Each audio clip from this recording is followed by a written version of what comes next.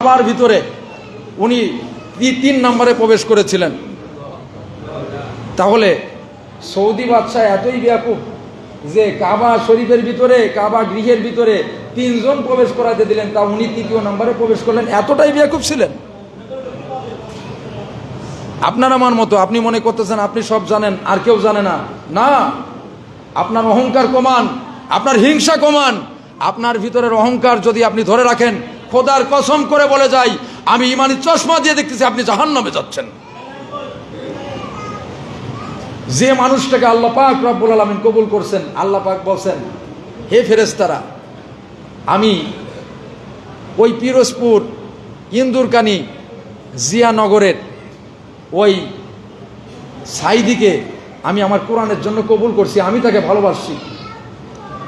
সুতরাং হে ফেরেশতারা, তোমরাও তাকে ভালোবাসো। আর এই ভালোবাসা সমস্ত সৃষ্টিকুলের মতো বন্টন করেছেন।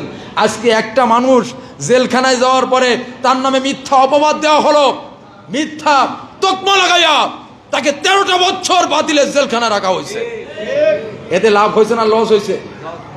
আমি আপনাদের কাছে প্রশ্ন টাক করতে চাই, আপনারা কোরআনের পাখি আল্লামা সাইদি রাহিমাহুল্লাহ তিনি যে দুনিয়া থেকে বিদায় নিয়ে চলে গেলেন, শাহাদাত বরণ করলেন, আপনারা ওয়ার্ল্ড বিশ্বের মধ্যে ও রকমের কণ্ঠ, ও রকমের সুন্দর কোরআনের আয়াত অ্যানালাইজ করে মানুষকে বোঝায়, সঠিক পথে নিয়ে আসে, খারাপ পথ থেকে ভালোর পথে নিয়ে আসে, আমাকে কি দেখাতে পারেন? আজকে তোমরা যারা আবু জাহেলের বাচ্চারা,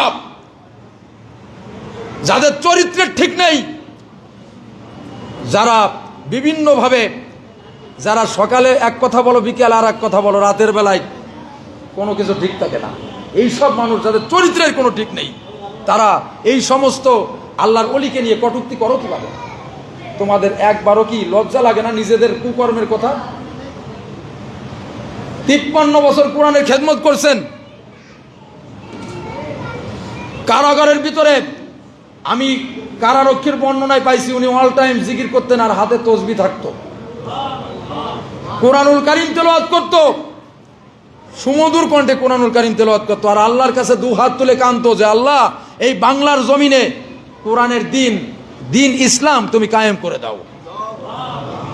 বিশেষ করে আমি একটা ঘটনা না বললেই নয়, আপনারা অনেকে পীর কথাটার অর্থ কিন্তু আপনারা বোঝেন না, অনেকে বোঝেন না, অনেকে মনে করেন শিরক বেদাত এর সাথে আপনারা জড়ায় দেন। না, এটা করবেন না।